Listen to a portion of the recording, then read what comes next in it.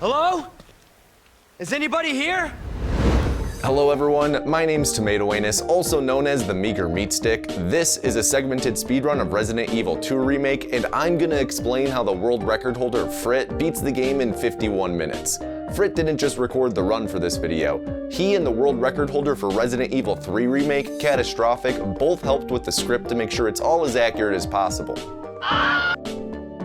This is specifically a new game, Leon A standard run at 120 FPS, the most popular category for this game on speedrun.com. No new game plus or anything, and I'll get into why frame rate's important a bit later on. Come on.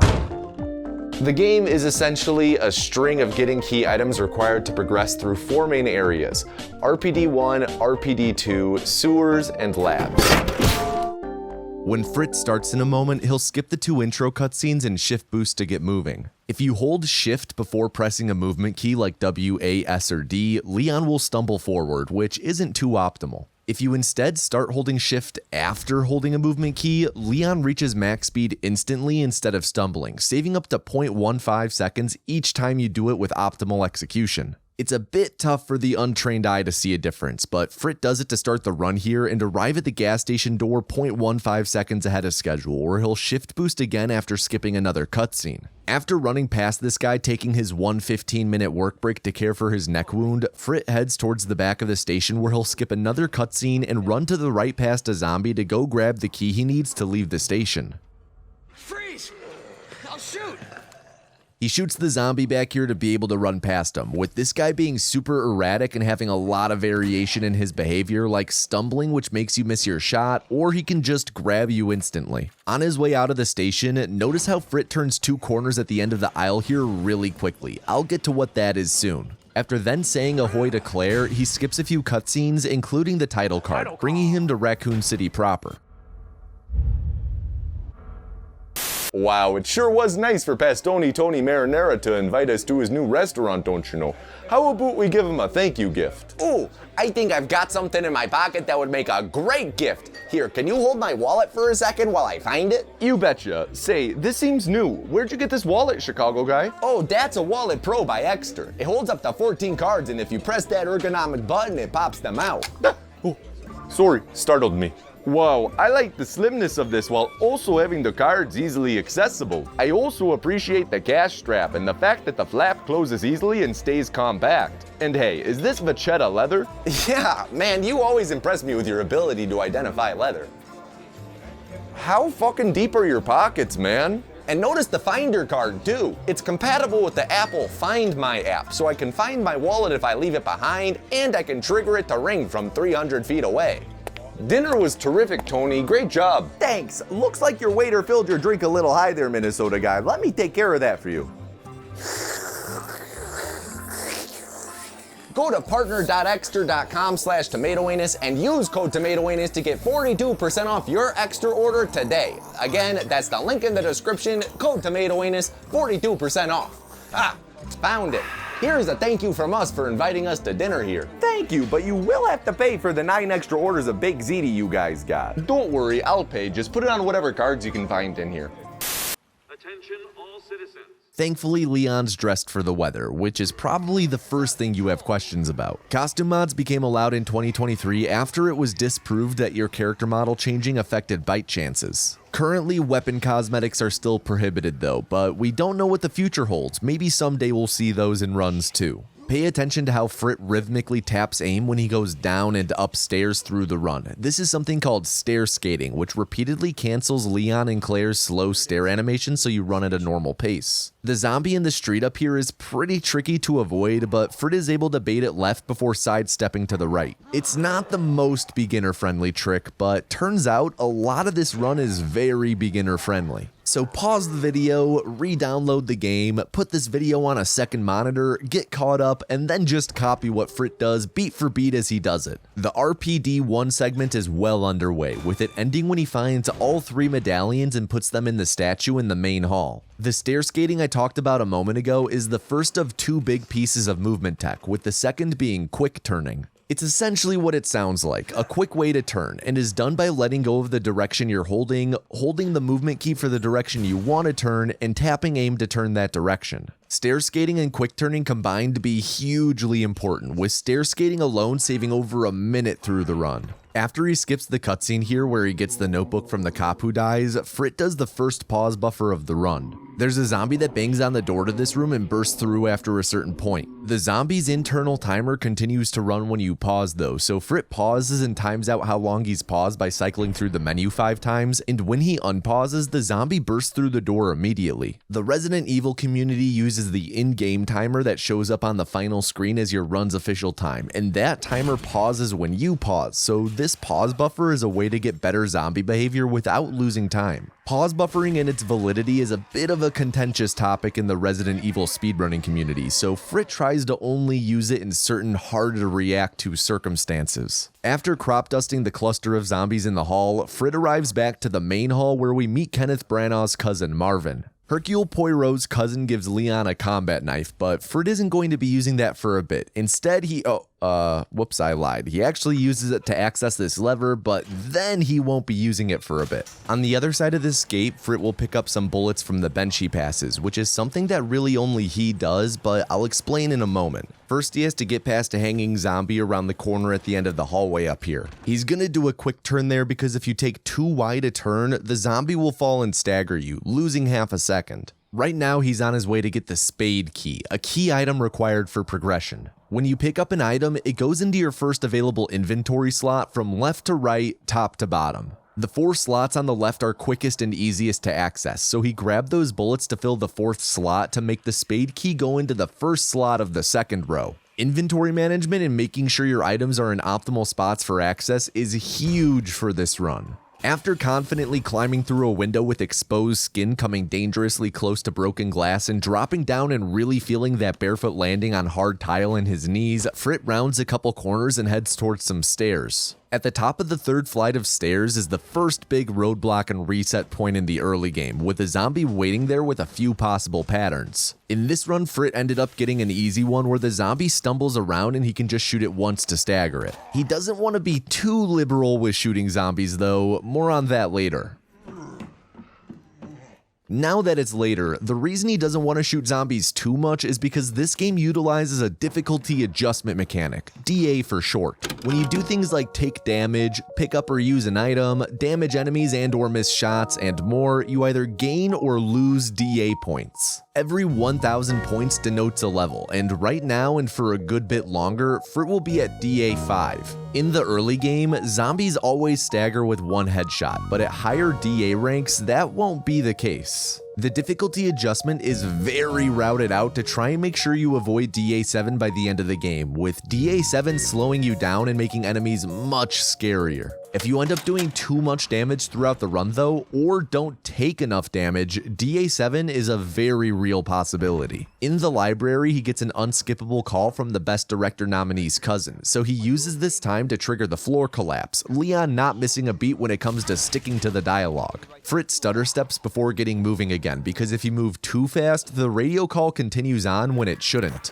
He also violently shakes his camera, which for some reason manipulates the zombie woman ahead to walk away. After using the spade key, he's on his way to the first of 3 medallion puzzles. You have to turn 3 dials to their correct position, with the solutions always being the same, but the starting positions being random. You naturally lose time if you get a starting position that requires extra turns, but here he got the best case scenario where he only had to turn each dial once, with each extra dial turn losing 0.2 seconds. Someone named Joydern actually made a browser game to practice these medallion puzzles, links in the description. So a helicopter is going to crash in the hallway after using the spade key again up here. If you're running straight down the hall when the helicopter crashes, you get staggered backwards. But if you step towards the right, Leon instead stumbles left towards the door, saving about half a second. After skipping the cutscene of the helicopter crash comes the first piece of menuing, where he moves his gun to make space for the bolt cutters he's about to grab, and also discards the key from the gas station, since you can discard key items once you've exhausted all possible uses. The bolt cutters themselves will be used 3 times, with the first being after we can't get a hold of the cousin of the first individual to be nominated in 7 different Academy Award categories. So remember when Frit did that pause buffer shortly after first entering RPD to get that zombie to burst in immediately? If you're even slightly slower than optimal in exiting the room, then that zombie is likely to be in your way after using the bolt cutters here. Frit's now making his way to the east office, where he's going to be picking up the round valve handle and the fuse to fully fill his inventory.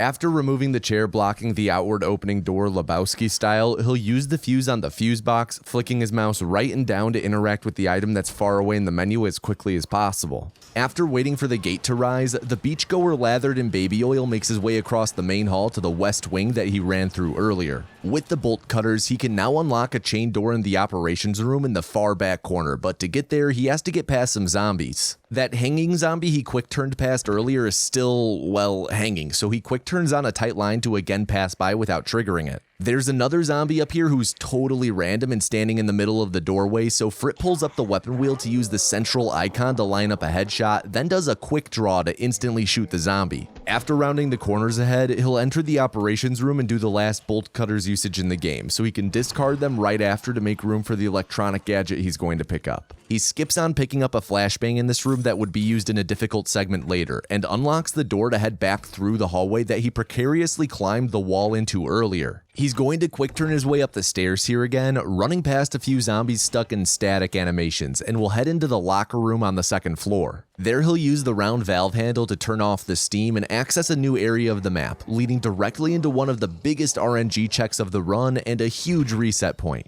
This is the first real encounter with a licker, and the community named him Randy Orton since he really likes to hit you out of nowhere. Randy Orton is highly aggressive and highly unpredictable, with no real way of staggering or dealing with him. You just gotta hope you don't get RKO'd. After picking up the 9V and combining it with the electronic gadget to make a detonator, he makes his way back down the hall to the unicorn medallion puzzle, looking back in Randy Orton's direction the whole time. Lickers get stage fright and won't go turbo mode if you have the camera on them, so Frit makes Randy Orton relive forgetting his lines at Raw after WrestleMania 29 to barely reach the unicorn puzzle room safely. This puzzle ended up taking 7 turns to solve, 4 longer than optimal, losing 0.8 seconds. Frit reenacts my typical local library entrance by bursting in through the door and picking up a knife he finds on the ground, before juking around a zombie with a tough spawn and moving the bookshelves while he's here. You have to move the shelves thrice to cross a path later, but he needs the jack handle to move it the other 2 times. After climbing up the ladder, Leon takes back out his gun and flashlight from Lord knows where as Frit runs into the west storage room, making his way to the Maiden puzzle. He arms the C4 with a detonator to get to said puzzle, grabs a hip pouch to increase his inventory by 2 slots, and does a little trick where by entering the library real quick, it prevents the shelf from falling and blocking the door. He positions Leon right on the edge of the C4's blast radius, 3/4 of the way across the pillar, and starts running as soon as the detonation happens, preventing a stagger. After he solves the Maiden puzzle with only 4 turns, 1 off of optimal and losing 0.2 seconds, he deals with the licker in this room with a camera manip, looking up when running by to avoid getting licked by someone we hardly know. Heading back into the library, Frit is gonna head back down the ladder with there being a fan of his at the bottom, just itching to catch a sniff of Leon's toes. Leon has iframes as you get off the ladder, so Frit is free to walk past and give a zombie a butt massage while heading to exit the library. He has all 3 medallions now, so he's headed to the statue on the ground floor in the main hall, where Marvin, inspired by his cousin's success, is doing Tim Roth's part from Reservoir Dogs. Frit stair skates his way down to the statue, where after placing all 3 medallions, the statue reveals a secret passage and RPD-1 comes to an end. RPD-2 starts off with a bit of running downstairs, followed by the first boss of the game, William Birkin. Quick recap, Claire and Leon arrived in Raccoon City after the town started serving T-Virus on tap and got separated at the police station. The Tim Roth fan led us to the passage under the statue, saying it leads out of the station, and now we just so happen to bump into a lead scientist of the T-Virus, Uncle Baby Billy Birkin, and he injects himself with the G-Virus. This causes him to mutate, where we'll fight him 3 different times at different stages in his evolution, starting with G1. Before he gets to the G1 fight, Frit is going to pull up his graphics setting and turn the image quality down to 50%. This is to make sure he stays at 120 frames per second during the fight, because dropping even a tiny amount of frames can lose you enough knife damage to make a difference. The fight begins after Leon throws out his back lifting the shelf, with Frit's aim in the fight being to orient Leon so the knife is in G1's hitbox for the most amount of ticks to maximize damage. He adjusts the angle he's facing based on how G1 is moving, with knife angles being a weird, intuitive thing to learn that are super important in boss fights. Right after the fight, he brings back up his graphics settings and sets image quality back to 100% because, again, the in-game timer doesn't tick while paused, and this game looks great, so let's look at it look good. After quick turning at the top of the ladder, he makes his way through the underground facility, which will eventually end with a ladder that will spit him out in the parking garage in the police department basement. While he does all that running, Leon's bare feet slapping against the cold diamond plating, let's chat about this game as a speedrun.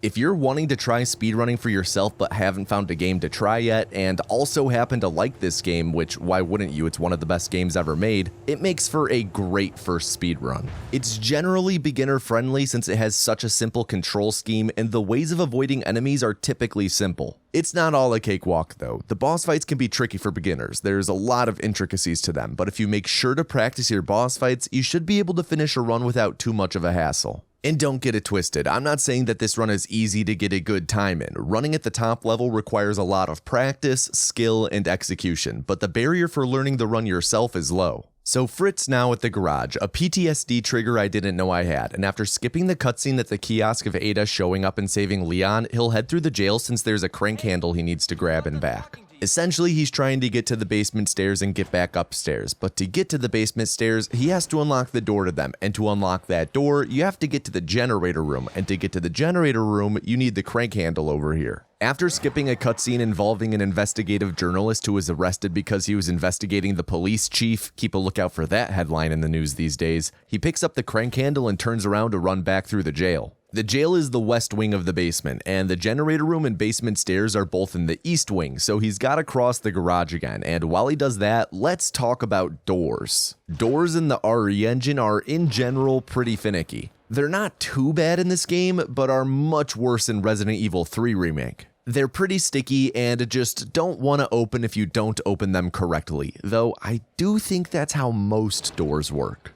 You'll see Frit quick turn into doors throughout the run, including during this stretch, and a quick turn into a door is a bit different than a normal quick turn. Instead of letting go of the movement key you're holding, pressing a different movement key, and tapping aim, you just need to let go of the movement key you're holding and press a different one. No need to tap aim. Quick turning like this will typically seamlessly open even the wonkiest of doors. After running through the kennel, he gets to use the crank handle for the first time, dramatically raising the gate to reveal the 3 stairs to the generator room. He's going to quick turn into the door to make his dramatic entrance, and he'll then pick up a boxed electronic part. This is the first of 2 boxed parts that are required to open the journalist's jail cell to get the parking pass keycard that opens the garage exit to leave the RPD2 segment. He just flipped the switches in the generator room to unlock the door to the basement stairs, so it's time to backtrack through the east wing he's in to get there, but he has to cross back through the kennel first. This brings Frit to what he believes is arguably the worst segment of the run,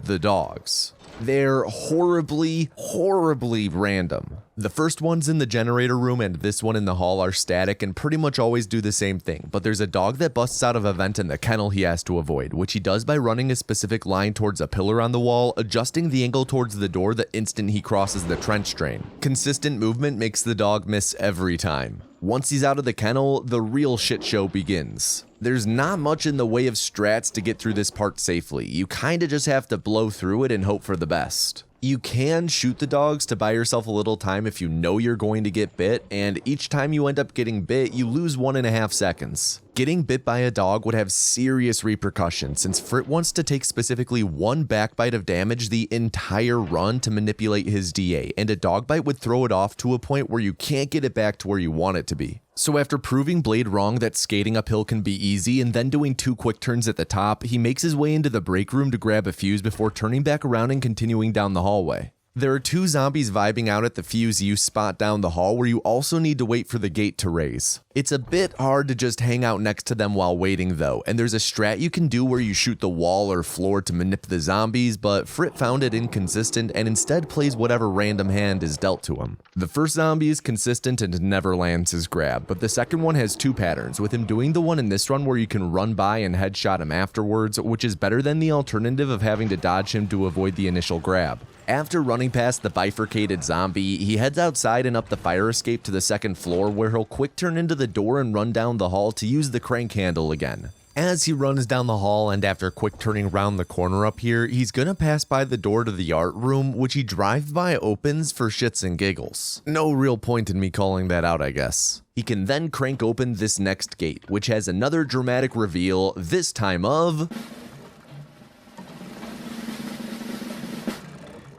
a hallway. This one leads to a stairwell connecting to the 1st and 3rd floors, and Frit stair skates up to head to the east storage room where he'll grab the large gear before doing an Xbox 360 to turn and walk away. The large gear is for the clock tower, which he'll be heading to soon since the clock tower holds the 2nd boxed electronic part required to get the keycard to leave RPD. After skipping a cutscene and stair skating down in the backyard up here, he'll approach a tricky room where there's 2 zombies inside that won't open the door until you get close enough. You have to interact with the valve outside at some point, so Frit does it now while he's here and tries to time interacting with the valve for the instant the door bursts open. This delays things enough to where you can run past the first zombie that lunges, with the second one being unable to lunge for a moment since another zombie is already lunging. After grabbing the club key, which is good for getting past bouncers and not paying covers, he does a really fast shot on the lady here, which is the thing I mentioned earlier called a quick draw. If you tap space to pull out a sub-weapon like a knife or grenade, Leon starts holstering his gun to pull out the sub-weapon, canceling the animation of him pulling up his gun if you aim and shoot in time.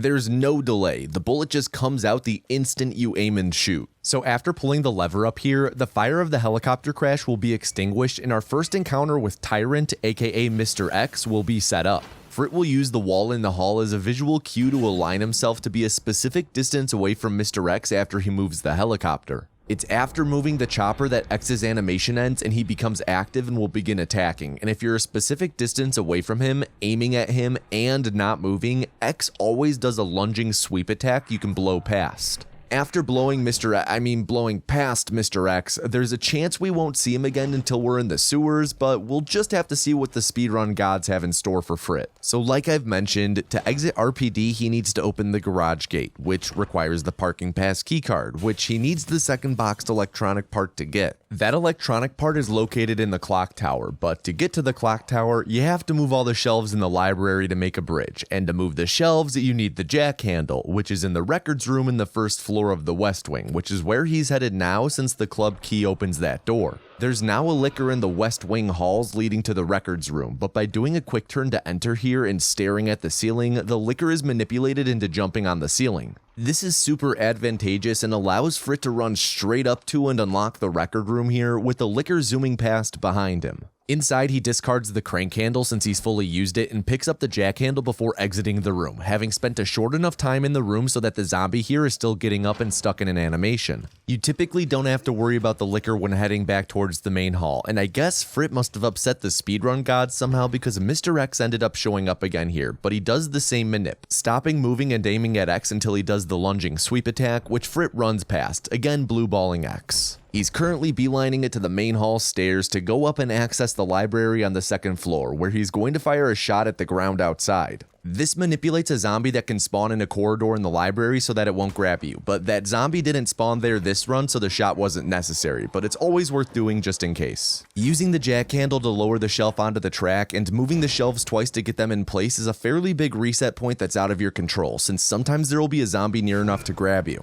This is more of an issue on the hardcore difficulty though, with there being somewhere between a 10 and 25% chance of having to reset in this room when grinding for record, but when playing on standard, you can tank a back grab here and be just fine as long as that's the only back grab you take in the run. While Frit works on getting the second boxed electronic part, let's talk about another piece of tech, shot boosts. Normally, if you're holding a movement key and shift and try to shoot your gun, Leon will do a stumble animation after shooting. But if you instead let go of shift while aiming and before shooting, then hold it again after shooting and stopping aiming, there's a seamless transition between running, shooting, and running again. A shot boost saves a similar amount of time to a shift boost, about 0.15 seconds when done optimally. While he retrieves the small gear from the upstairs of the clock tower and installs the gears to get the bell tolling and electronic part to fall and be accessible, it's worth mentioning that certain terrain juts out more than it shows, and Leon will slow down when you approach things like walls. There are two ways to avoid this slowdown, by either tapping aim like with a stair skate, which interrupts your slowdown animation, or by momentarily letting go of your movement key and then holding it again, which stumbles Leon and is faster than the game slowing him down.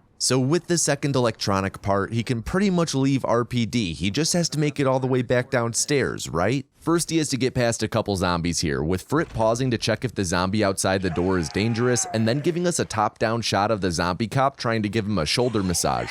The fastest way back to the basement is by unlocking the shortcut up here to the storage room, heading outside to the balcony to drop down to the second story, running through the Mr. X introductory hallway, down the fire escape, and past the bifurcated zombie to reach the stairs to the basement he unlocked earlier. Speaking of the bifurcated zombie, the hallway after him is pretty variable. Sometimes you don't have to shoot a single zombie, sometimes you have to shoot every zombie. Be on the lookout for quick draws combined with shot boosts there if he needs to tell a zombie to back off.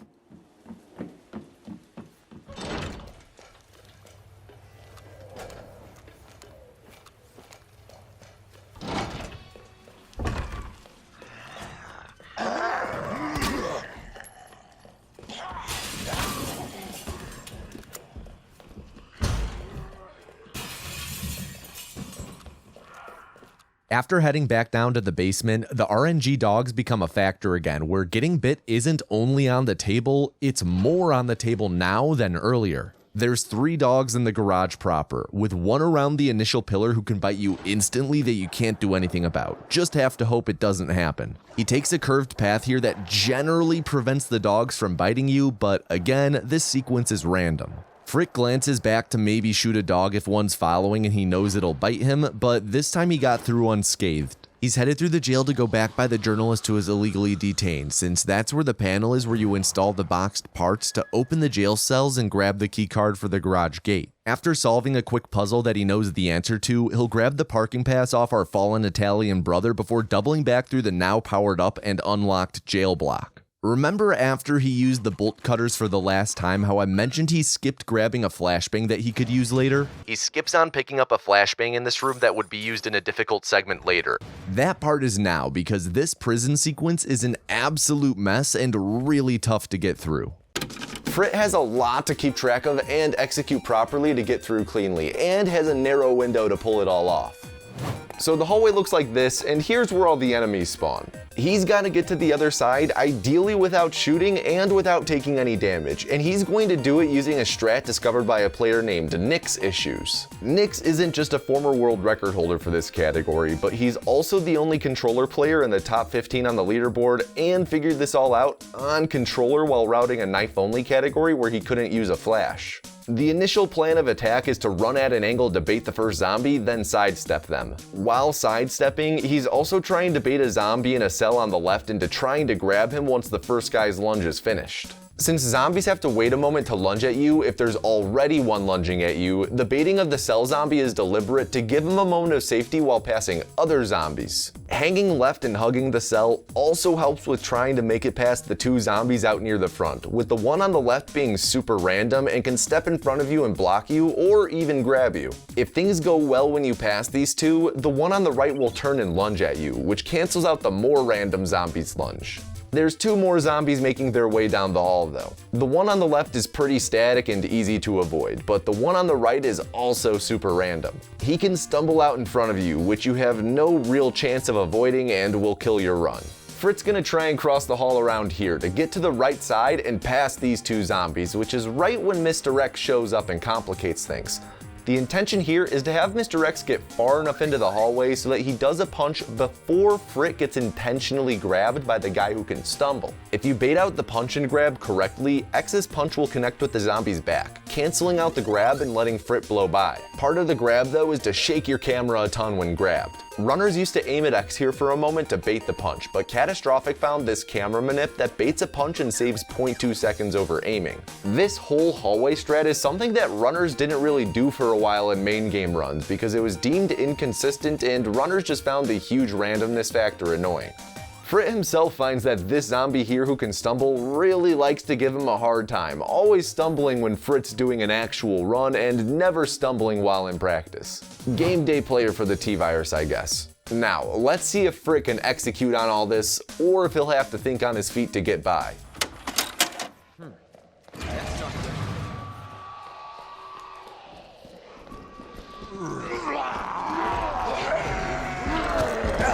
Give me a break. Flawless. When he enters the garage, Frit skips a cutscene of the Kool-Aid Man showing up, and hey, Ada's here now too. It's now time to leave RPD, officially wrapping up RPD 2 and bringing us outside to make our way to the sewers. Little bit of catch up on the story. So essentially the Umbrella Corporation, which is a conglomerate with their hands in a bit of everything including pharmaceuticals, is kinda corrupt and evil. They made the T-Virus making all the zombies, the G-Virus Uncle Baby Billy Birkin infected himself with, and also Mr. X, who's essentially a bioweapon seeking to uninstall everyone from the police department and hunt down the G-Virus. Leon's just trying to get out of here, while Ada reveals herself to be an FBI agent hunting down the G-Virus to use as evidence against Umbrella. Her source on this was going to be our favorite Italian journalist, but Mr. X popped his lid, so she's now decided to work with Leon to find their way to Umbrella's secret underground facility, find a G-Virus sample, and expose what the company's really up to. Here the rain betrays Ada's hair, revealing that she's actually related to Bayonetta.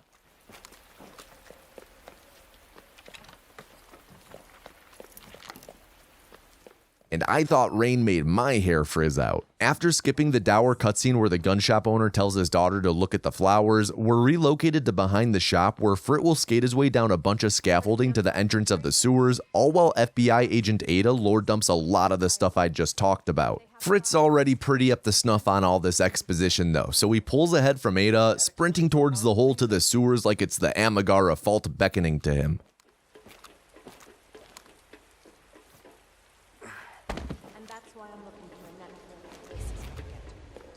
Based on what you've said, the sewer seems fitting. Gee, thanks. Can't imagine a real scientist being down here. Come on. Sewers are run by the city. How could they have a facility without the authorities knowing? Welcome to corporate America. Ada's realist attitude towards capitalism is interrupted by what appears to be an earthquake. Wait a second, maybe this really is the Amigara fault, but turns out that earthquake is actually a giant gator infected by the T-Virus. Gonna be real, I got a lot of questions about just how long this gator was infected to grow so big. Frit is so far ahead of Ada at this point that any of Leon's voice lines just sound like he's talking to himself, and this long running sequence is leading to a cinematic auto-scroller where Leon's gotta run away from the giant gator. While a really dope and intense action beat, it's very easy to get past the gator chase unscathed. All you have to do is first hold A to run to the far left and avoid the gator's first attack, then hold D to run far right and avoid the second attack, then hold A once more to dodge the final attack. Wait a second, A-D-A? That spells Ada.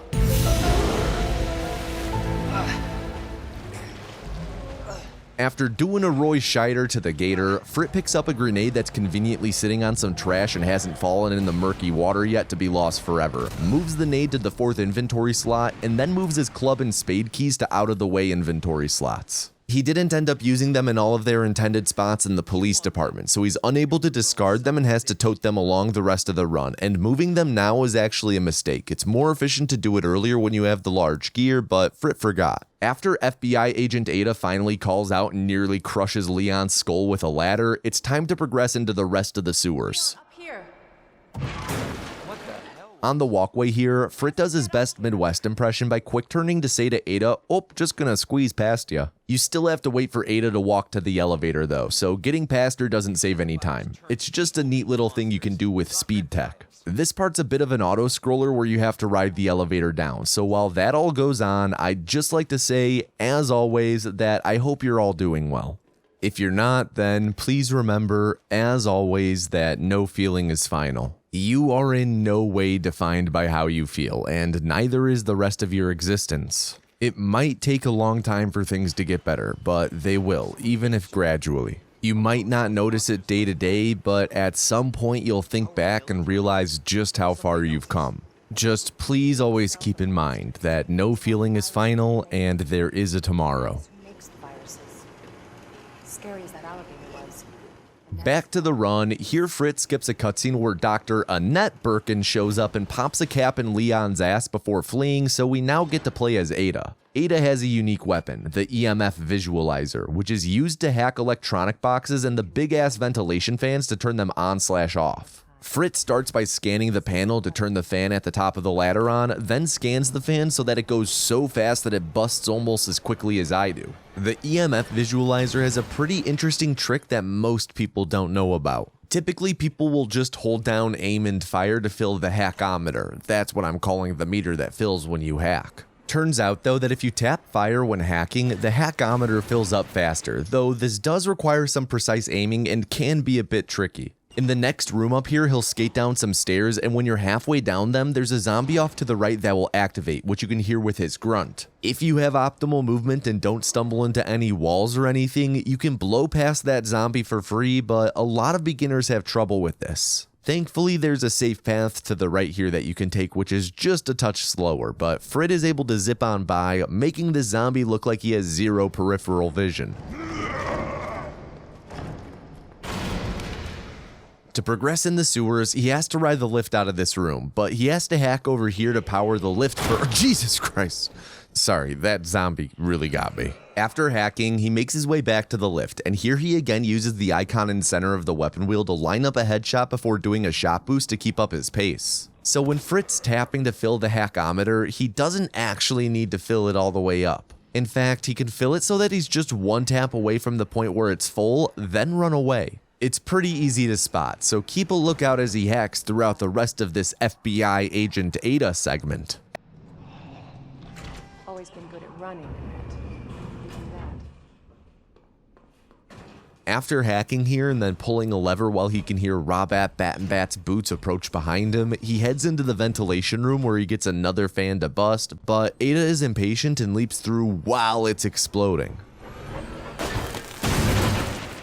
While Frit makes his way through the incinerator room, scoffing at a typewriter as he passes by, it's worth mentioning that Claire and Ada have a mechanic that Leon doesn't. If they're in caution, you run 8% faster, otherwise they run the same speed as Leon. Being in caution is a huge part of runs as Claire, since you try and spend basically your entire run in caution. Frit just pulled the lever to open up the incinerator and now heads down into it to pick up the ID wristband that opens up certain doors for you, with Dr. Annette Birkin locking Ada in the incinerator and turning it on. So when you start Ada's segment, you're given a gun with 9 rounds, but your DA doesn't go up at all when receiving them. So by unloading all of the ammo here, you lower your DA by around 80 points, which is super valuable. Here you have to power the boxes in a certain order while Ada's ankles get singed, but powering them one at a time is slow, so he swaps back and forth between them. This is pretty tricky, with competitive FPS experience being pretty valuable here, but it's also super fun and satisfying when done well, and saves about 2 to 2.5 seconds, which is huge when you're going for record. After reenacting the end of Toy Story 3, the nearby door will be chivalrous and open for Ada thanks to her newfound wristband, and at the end of this hall we'll enter the treatment pool room where we're on an upper walkway. Frit will run onto the bridge in the center of the room, which starts a cutscene that ends Ada's segment where Annette uses a machine to make Ada fall and hurt her leg. This is why I hate technology, cause in the end it's just gonna push us all off a bridge. After the cutscene, we transition back to playing as Leon and are headed into the bulk of the sewer segment now. In order to leave the sewers, we have to find 3 chess pieces, the rook, the queen, and the king. The Rook is the first one to get, but to get that, you first need to get the T-bar valve handle, which he has to run for quite a while to get to, and in sewer water no less. But again, thankfully Leon is dressed for the occasion. Leaping into the water brought us to the second/middle floor of the sewers, with Frit hanging right at the fork in the road. Up ahead, he's going to clamber out of the water, giving us a moment to check out Leon's shoulder, with the costume mod having received a patch mid-run to give Leon vitiligo. Anyway, up these stairs he's going to run past a static bald zombie, but right after he has to pull the old Abe Lincoln on a different zombie blocking the way.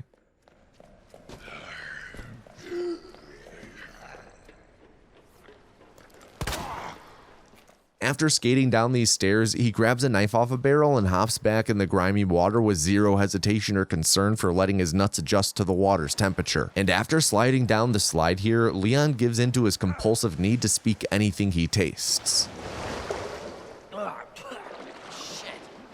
We're now in the lowest level of sewers for the first time, and up here we see a new enemy type, a G-Adult. They're quite annoying in general, but this first one's not too bad. If you shoot it from a certain distance away, it'll pop out of the water and you can run past. If you're too close to it when you shoot it though, the G-Adult can stagger you and grab you, which leads to getting poisoned, which loses a lot of time, like anywhere from 15 seconds to 45 seconds in the worst case scenario. We're currently making our way to the monitor room, which is sort of the main hub area of sewers. He'll drop into there after climbing up here, and after dropping in, he'll skip a cutscene where Leon spots FBI agent Data in the adjacent garbage room with something familiar snarling behind the unpowered garbage room door, desperate to get her. After pulling the lever to lower the bridge to the other side of this treatment pool room, he's going to do a neat little piece of movement tech also found by Catastrophic.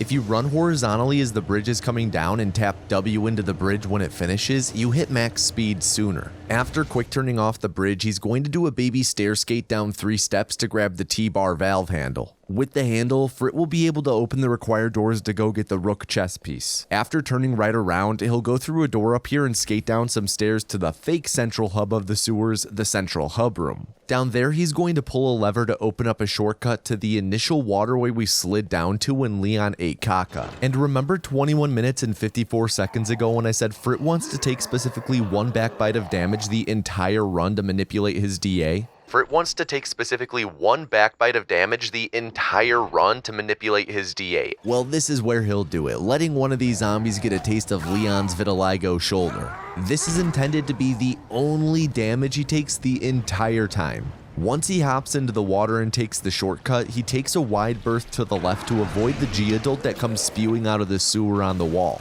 He uses the T-bar valve handle for the first time up here to raise a gate, and after riding the lift up inside, he'll pick up another inventory pouch. This is the last one he'll grab in the run, bringing his inventory size from 10 slots to 12 slots, up from the original 8.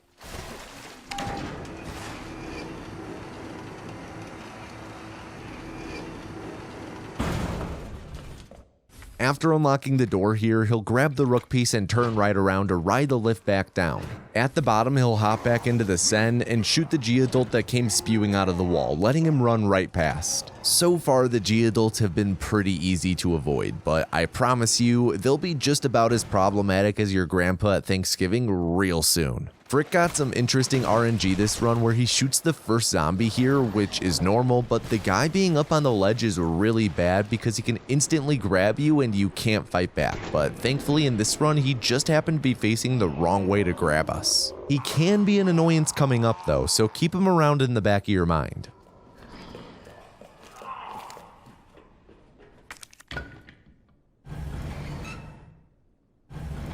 After using the T-bar again, he's now in the bottom waterway room, which is a big room that has a storage room on the other side of it, with the king and queen pieces being in that storage room. There are a ton of G-Adults in this room, specifically on the other side of the little ledge he climbs over to enter the pool on the other side of the room. I like to call that area G-Adult City. The first one he has to get past is pretty simple, just shoot and run like normal, but the second is super tricky. It'll do a specific animation as it walks towards us, and you not only have to time your shot based on its movement, but also shoot it in a really precise spot to make it stagger and fall into the water. If you miss the shot, then you have to bait him so you avoid an extremely annoying grab attack with a hitbox that makes no sense, but here he got obscenely lucky and was able to just run on by, which according to Frit should never happen. Frit considers the G-Adults and the dogs to be the two most annoying enemies in the game. The dogs for their randomness and the G-Adults for their ridiculous hitboxes. So the storage room here is a bit of a labyrinthine puzzle where you have to use the chess pieces to open and close doors to get through. He starts by moving the queen to a plug that opens a door to some stairs, with the king being at the top. He'll drop down after grabbing it, and you can hear that we're no longer alone in this room, though like me, the zombie is going to struggle with the maze, so it won't be of concern.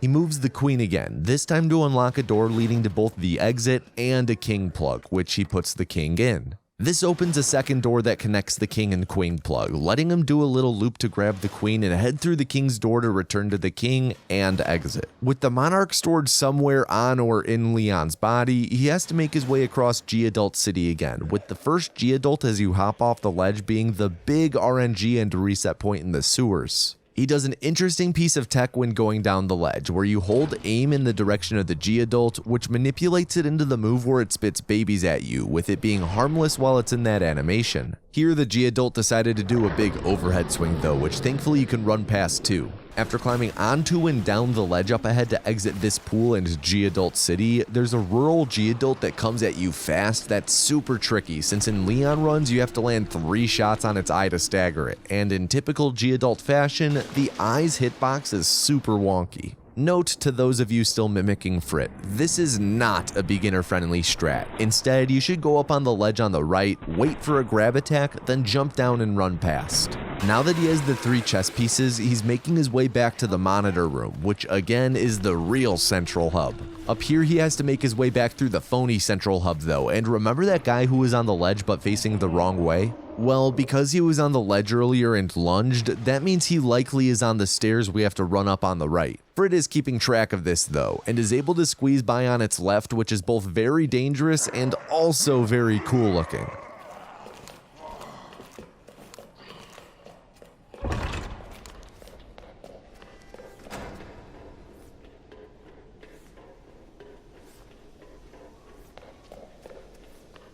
So when he gets to the real central hub, he has to solve a puzzle with all the chess pieces, but the solution is always the same. Simple as plug in the queen, swap bishop for the king, take out the knight and do some cool menuing where you type SDSD to get to the rook, then plugging in the knight and bishop. This unlocks the room next to us that contains the switchboard that opens the garbage room doors Ada's behind. Before we can rescue her though, we have our final chore of sewers, / the next boss fight against Uncle Baby Billy's next evolution, G2. This is a tricky fight that Frit advises all new runners really practice a lot, and is the one that he believes people die on most. The next fight, G3, is actually easier than this one in terms of not dying. The trigger to spawn G2 is basically running over to the door we enter this room through, and if you preemptively throw the grenade we picked up after the alligator, it hits G2 as he spawns in for extra damage. It specifically is hitting G2's hand as he pokes it through the ceiling, and deals about 6% of his max HP in damage, which skips the ceiling whack-a-mole sequence and makes him instantly come to the gate and save 15 to 20 seconds. As soon as G2 breaks the gate down like he's an eager Black Friday shopper, Frit runs past him since the real Black Friday deal is always in the shopper's unlocked cars.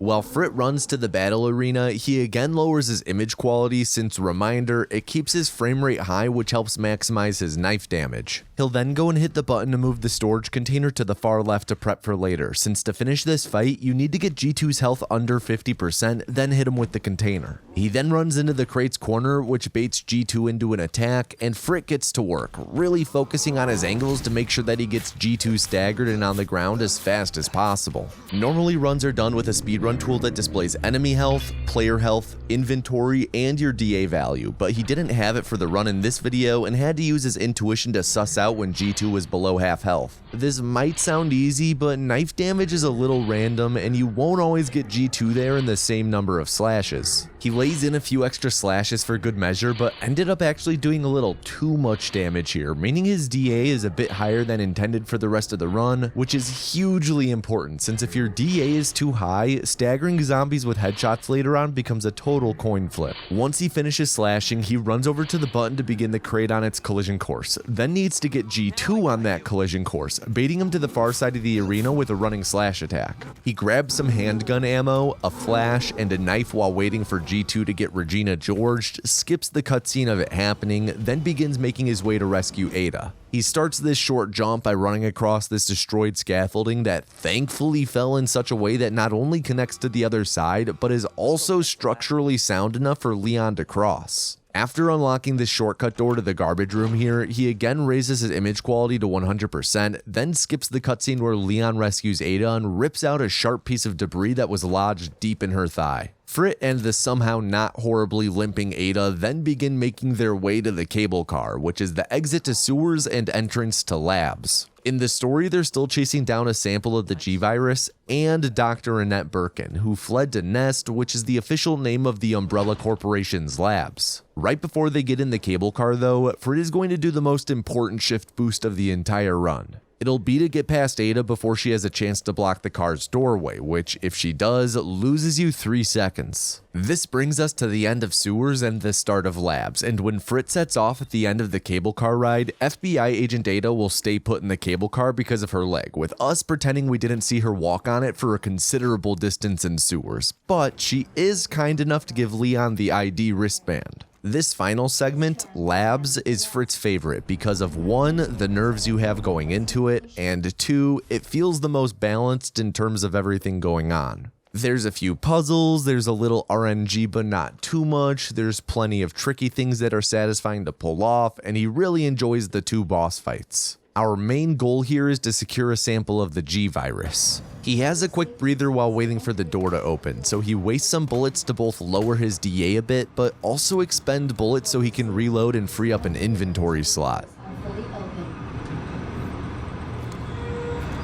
In the reception room, he immediately heads right down a visitor's wing, where he'll enter the cafeteria and find some starving zombies, licking their lips since lunch just walked in the door. Too bad none of them are a threat. They're all either out of the way or just AFK. He climbs a ladder to pass through a ventilation tunnel to get past a locked door leading to the staff hallway, and when passing through the kitchen, he'll nab a combat knife off the counter. The wristband that Ada gave Leon was a no-frills wristband. It just unlocks visitors' doors. We've got to upgrade it to access more of labs. There are 2 upgrades for it, the first being back here on Thing from the Addams family, and the second one is in the greenhouse. After combining the upgrade with the wristband, he has to quick draw shot boost this armored zombie who wandered in the way, with Frit giving him a nod of approval for not tanking the headshot. If you're at DA6 like we want, they have a 10 to 15% chance of tanking a headshot, but if you're at DA7, then it's closer to 50 to 70%. With the General Staff wristband, he can now extend the bridge in the main shaft, which is the central hub room of labs. There's always a fair bit of running in this room, which gives us time to think about things like how dirty the bottoms of Leon's feet probably are. What added flavors were there when that zombie gave him a sniff earlier? He uses the console to extend the bridge to the east wing, which is where the greenhouse and senior staff upgrade are. In order to reach the upgrade, we have to make an herbicide that'll kill a big old plant blocking it.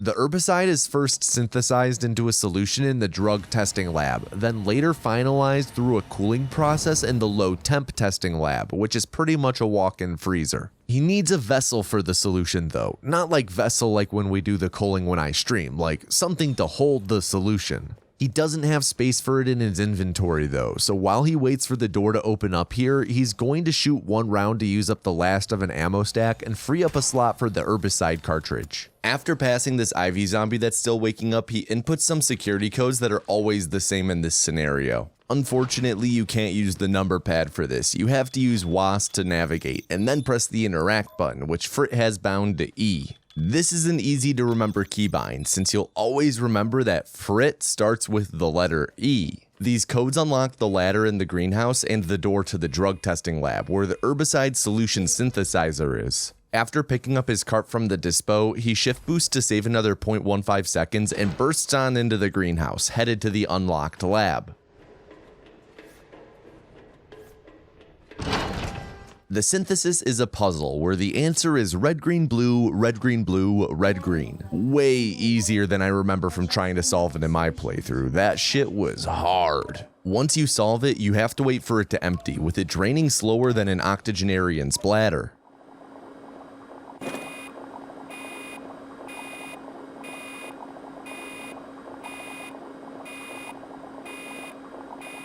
He's now looking to go to the freezer to herbicide up this bad boy, and the freezer is down the ladder he just unlocked in the greenhouse. The ivy zombies in the greenhouse are now a threat though. You can get by them if you stagger them with a shot to one of their pustules, but they're super dangerous. Like, they always one-shot you when they grab you if you don't use a defensive item. Super scary stuff. He's now entering the lounge, which has some lickers that spawn in it. He looks at the ceiling to manipulate the one that spawns here to avoid weird attacks, and it's an easy run on by, though the lounge won't be so simple for very long. So the freezer door needs to be powered to open, which seems like a design flaw. What if someone's in there when the power goes out? Is Tesla making freezers now? Anyway, to turn on the power, he needs to grab the signal modulator that's at the top of this stairwell. After grabbing the modulator, he has to run back down to the lounge, where Frit'll do a super toxic strat that no one has submitted a run with yet. He picked up that flash in the G2 arena for this. In the lounge, there will be 2 lickers and 3 zombies, with the lickers always being off to the left and the zombie spawns being random. He has to get past them to interact with the power panel, and he'll start by firing a shot at the ground to make the lickers jump to the ceiling. He'll then toss the flash to hit all the enemies, with lickers having their flash duration extended since they were on the ceiling. Again though, the zombies are totally random and can spawn pretty close, so this strat can be pretty tough.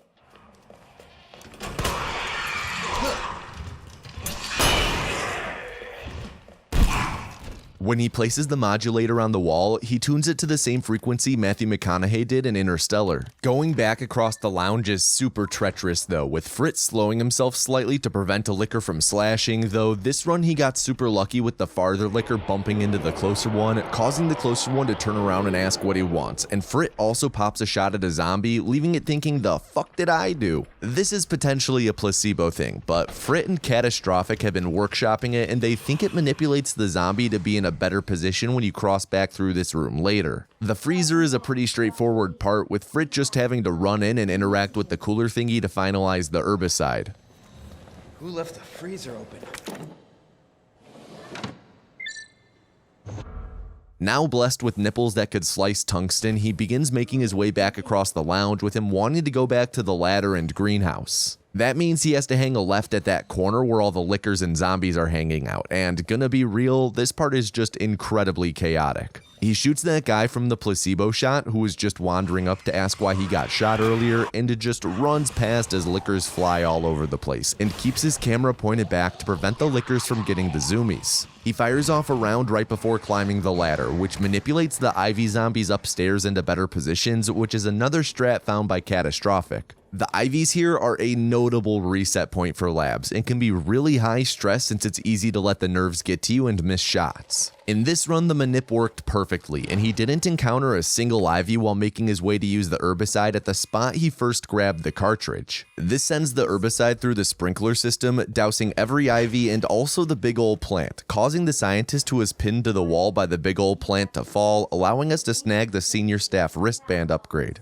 As soon as he grabs it, he'll combine it with his wristband and also start making his way back the way he came, planning to now leave the east wing and head back to the main shaft. First though, he has 2 more Ivies to get past in the overgrown room up here. This room is just notoriously bad, since you can get body blocked by the Ivy in your path that you have to shoot and stagger, and getting body blocked gives the second Ivy the window to grab you. Countless runs have died from getting body blocked despite staggering the Ivy correctly, and at one point Frit quit running the game for a bit because of a run he lost here. Here though, the Ivy politely stepped out of the way when staggered, clearing the path for him. While Frit makes his way to the West Wing hoping to maybe see Josh Lyman while he's there, I'd like to give a big thank you to everyone who made this video possible, my patrons. For as little as $3 a month, you help fund the channel and help with costs like paying runners for their time and expertise, and you also get access to videos early, your name in these credits, and the ability to suggest and vote on future runs to be covered. If you supported a higher tier like $6 a month, you also get access to my retrospective series as it releases, as opposed to a year later on my other channel, and you also get access to a monthly live Q&A. Supporting the channel monetarily is entirely unnecessary, yet you all choose to do it anyway, so thank you, truly. It's time to do some final prep before the G3 fight. First, Frit picks up a grenade off the ground up here, then manually equips a knife with full durability. The one he's swapping off of is pretty beat up and would break quickly, which would mean extra menuing in the fight. After using the signal modulator, this wing is now powered up, and he can make his way to the far end to grab the G-Virus sample, with Leon getting a surprise Windex spritz along the way. So literally a moment ago I talked about how Frit swapped off the beat up knife so he doesn't have to menu in the G3 fight, but working on this video led Catastrophic to realize it would actually be best to wait on swapping knives until you get a slash or two in with the beat up knife on G3. This squeezes a little extra juice out of the knife and makes it a lot easier to have a healthy enough fight for the final boss fight after G3.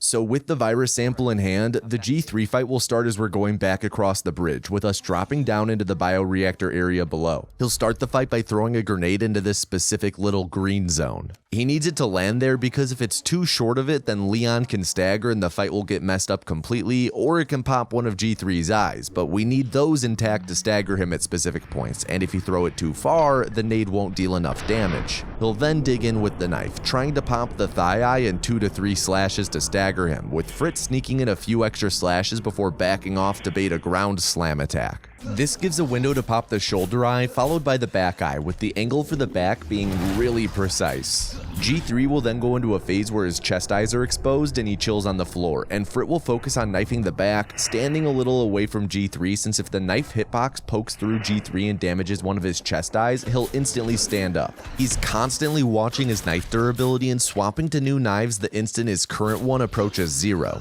He drags his camera opposite the knife's slash direction to slightly increase the time the knife is in G3 and get an extra % or so of damage with each slash, drastically cutting down on the fight's length, with the big goal being to beat G3 before he has a chance to grab the wall, because then you'll lose 10 to 15 seconds. After riding the lift back up, he skips a cutscene where Dr. Annette Birkin reveals that FBI agent Ada's real name is actually sell the G-Virus to the highest bidder because I'm a mercenary, Ada, and warns Leon about the virus getting into the wrong hands. It's time to run back to the shaft, with Leon again getting surprised by the Windex spritz. A 10-minute self-destruct sequence is now beginning because Leon stole the virus, and upon his arrival to the shaft, he skips a cutscene where Ada has mustered up the strength to walk again, uses her visualizer to get the central elevator working, gets shot by Annette, and falls a billion feet down the shaft alongside the virus sample. We don't have time to process our conflicted emotions though. It's time to hop on that elevator and go to the final sequence. Time for our final moments of reflection, taking in the serenity of the silence. A chance to steel ourselves, collect our thoughts before the culmination of all our trials.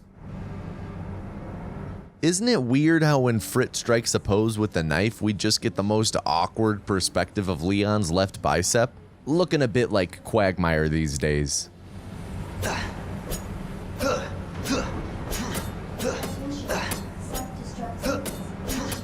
After some RE2 shower thoughts, he runs up and triggers a cutscene where we get a FaceTime from Claire, but the signal is real bad, so we just skip the cutscene. For those of you still right on Frit's heels in your own speedrun, there's a knife on the right after this cutscene, which is super useful if you don't have a knife with at least 250 durability. You need a knife at least that strong to be able to take on Mr. X, or rather Super Tyrant, which is what Mr. X mutates into. As he rides this lift en route to the fight, he takes 2 super precise shots to manipulate some Ivies in this area so that he can run past. Before this manip was found, this segment was absolutely killer and caused runners a bunch of grief. At the bottom of the ladder up ahead, Mr. X is gonna pop up again, and you have two options. You could do the same dodge as earlier where you aim at him from a certain distance, then run on by, or you can do the tricky one that saves a second, where you run up to his knee, aim off to the left, and wait for him to punch. If you run too early, he'll toss you, so you've got to wait until a certain part of the animation and then essentially duck under the punch. Super scary, but fun to execute. As he runs through the burning hall up here, he'll skip a cutscene where Mr. X grabs him, but several explosions distract X. He'll then run to the final encounter, grabbing the joint plug off the table on the other side of this door and going straight to the giant lift to use it and trigger the fight. The explosions essentially mutated Mr. X into Super Tyrant, and he's now cosplaying as Iris from Companion. This fight is a little bit of an auto-scroller. Normally you have to wait about 2 minutes and 10 seconds for Deus Ex rocket launcher to slide down the shaft, but Fritz staggers Super Tyrant 3 times to start the fight since the timer gets lowered by 20 seconds the first 3 times you stagger him, bringing the total wait to 70 seconds instead of 130. The rest of the fight is then camping X's weak arm like hiding behind your opponent in Snowball Summit, waiting for Ada to throw Leon that rocket launcher. There's still a bit more tech, but before the run's over and while he's waltzing with X, I wanted to thank you for watching this video on behalf of Frit, Catastrophic, and myself. I'd also like to give a huge thank you to Frit for helping make this video possible by recording this run and walking me through all of it, and also a big thank you to Frit and Cat for helping make sure everything was right all along the way. They're both very talented runners. Please do be sure to check out their channels. Links are in the description.